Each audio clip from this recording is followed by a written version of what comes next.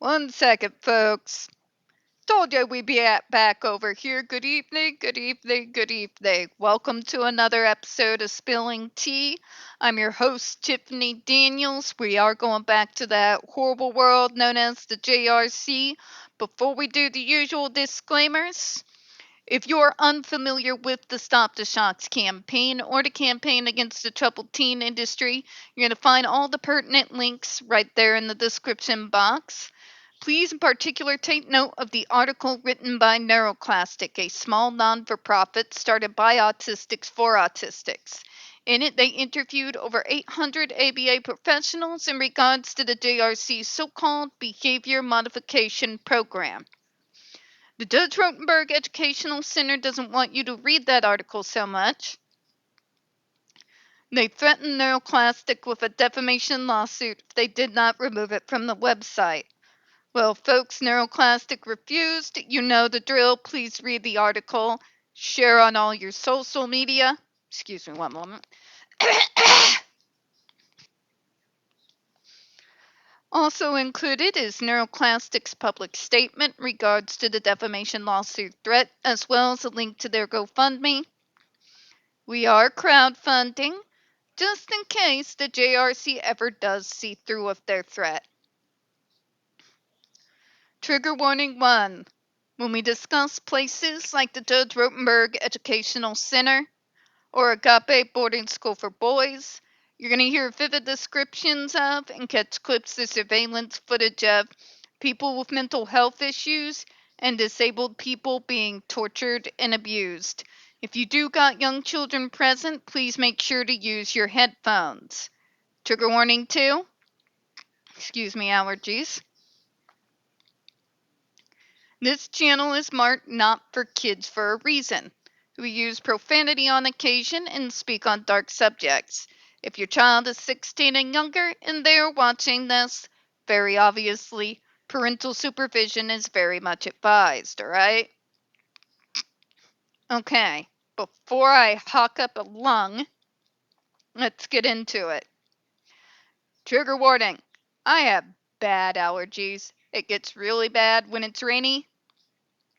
You may hear me clear my throat a lot or get really raspy. I apologize for all of that in advance. I am technologically challenged. My boomer mom knows more than me, so, be kind. Okay. Preliminary economic analysis of impacts. Background. The FDA previously issued a final rule in 2020 banning the ESD's 2020 final rule, which we just got over with, which was vacated by the United States Court of Appeals for the District of Columbia Circuit, DC Circuit, on July 6, 2021. For those of you all who followed me during the Depp versus Heard case, if you remember, in spite of the fact that the trial wasn't going on at the time where I did an abrupt turn and all my attention got turned back towards this, that's the reason why. The ban was overturned, and the original ban was never enforced because COVID. The D.C. Circuit Court opined that the FDA's authority to ban devices intended for human use under the Food and Drug Cosmetics Act, FD&C Act, as it existed at the time, did not permit the FDA to ban the device for some, but not all, of its intended uses. Again, I will ask for the 80 billionth time, what other purposes would the GED device be used for? You gonna cook the Christmas turkey with it? I don't know. You gonna make some grilled sandwiches? Use it for paninis? I don't know. I'm just saying. Sorry. But yeah, for real. Following the DC Circuit Court's decision, Congress amended the FD&C Act to clarify that the FDA may issue a ban that applies to specific intended uses, such as the previous ban on ESDs for self-injurious or aggressive behavior. It's so good, it must be fattening. When I say don't fuck with us, there's a reason. We started with very little power and influence. We have since then become the neurodivergent movement international. Okay? And for those arrogant folks who like, well, what do you expect you can do? Here's Exhibit A. All right? Never doubt the power of the small, because one small entity can lead to another, and to another. And before you even know it, you've snowballed into something fantastic. All right? Never doubt the power of small. All right? Congress amended the FD&C Act to clarify that the FDA may issue a ban that applies to specific uses. I'm reading it twice. God, that sounds good. Such as the previous ban on ESDs for self-injurious or aggressive behavior.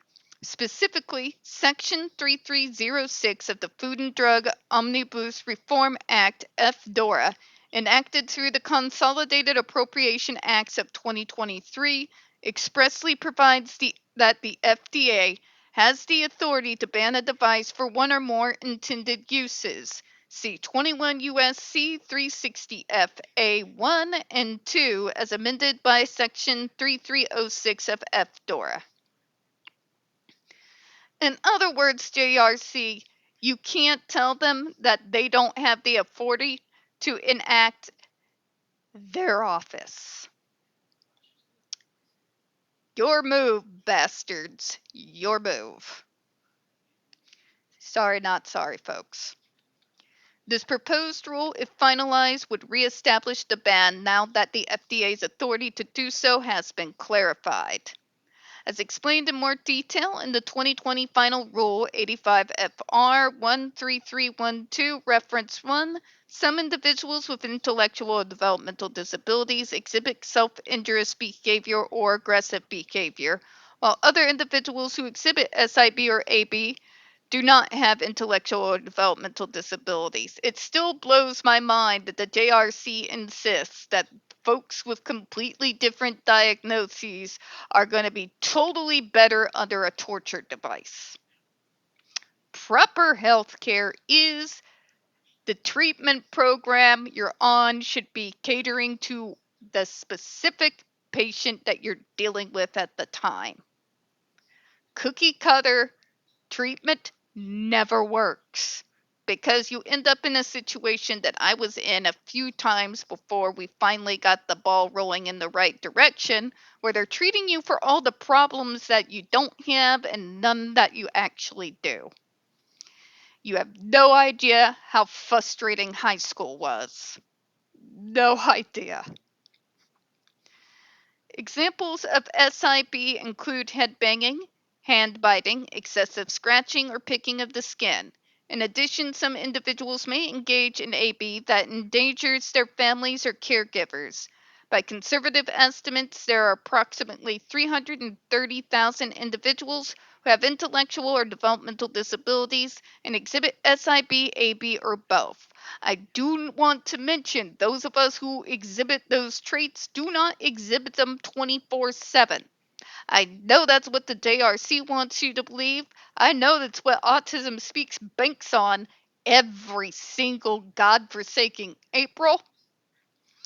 But to give a little bit of a reality check here, my last major meltdown was about around, I would say it was about 3 months ago due to the stress of the job situation, which turned out to be warranted because apparently the stress that they were putting me under was so bad that when I got my services back up and running in a effective manner again, I was near stroke levels and blood pressure.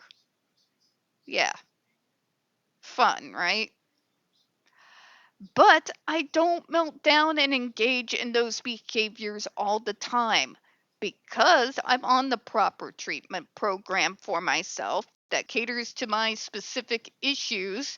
My meltdowns are very far in between. A good majority of time, there is several years intervals where there's no issues in regards to that at all, and you just have your typical stimming, talking in monotone without realizing I'm talking in monotone, but not realizing how loud or soft my voice is, that sort of thing, sensory issues. You get where I'm going with here, but we're not like that 24/7, folks. And if we are, there's an underlying issue you need to be digging into. But let me continue, shall I? By conservative estimates, these are approximately 330,000 individuals. Yep, we've gone over that, sorry. The most extreme cases of self-injurious behavior afflict an estimated 25,000 or more individuals in the United States. So that's not just those of us with neurodevelopmental disabilities, that's including those who have mental health issues or other diagnoses, or some of us who have comorbid diagnoses. Hi, how you doing? That never-ending circle of PTSD going feeding the autism and the autism feeding the PTSD when I'm stressed out to the max is not a fun place to be. Thank God for medication. That's right, thank God for medication. Big Pharma is not near the boogeyman that MAGA and all the rest of the morons want to make them out to be. Corrupt as hell, sure. Cut corners and do shady shit, everybody does. And if you think your government's not, I question your sanity. But yeah, you know what I mean? Just saying. To protect the individual from injury caused by SIBs and to protect others from injuries caused by ABs, some form of intervention may be required. There have been existing pharmacological treatments like the one I'm on. I call it my miracle pill because Paxil is like literally, I'm myself again. And I haven't been myself in a very, very long time. Okay? Quit blaming Big Pharma for all your problems. That's it. And behavioral interventions for individuals who manifest SIB and AB. Behavioral treatment strategies may employ positive approaches, all of those that fall under the PBS umbrella. Positive behavioral reinforcement, person-centered planning, OT, DOT. There's multiple ones, folks. Multiple ones and new ones coming out every year. Some treatment programs are literally made from scratch for specific individuals. I know. I've been a part of those meetings and helped create them. And negative approaches to discourage inappropriate behavior. I am so done with the punishment model. We are in 2024. We need to stop punishing, but it's inappropriate, and I'm not the one controlling it, Karen. Should I really be punished for something that's not willful disobedience or willful disrupted behavior? Or should you be digging into why that's coming out of me? Because if you do digging, folks, and you hit the triggers, the behaviors that are so disturbing get less in number. Hence how I can go literal years in between major meltdowns that do result in self-injury or injury to inanimate objects. Physical measures and protective equipment may also be used to reduce the immediate threat of injury. Exactly. So that kind of tightens it up, right? We learned that they went back and Congress, because of a hell of a lot of pressure, not just from us, but the international disability rights groups, the UN, People First, ARC, it was a joint effort. And every single one of us that's been in the game for a good long minute called in every single political favor that we could. obviously, thankfully, it worked, and they were able to clarify so that the FDA can say, absolutely, they have the authority to ban the device. I'm going to be interested to see what the JRC tries to pull. I do know about the lawsuit that they filed trying to get this next proposed ban not to happen. Once we finish that document, you can see it up there. We'll go through that too. But makes me happy to see. I'd love when the JRC doesn't have a single legal foot to stand on.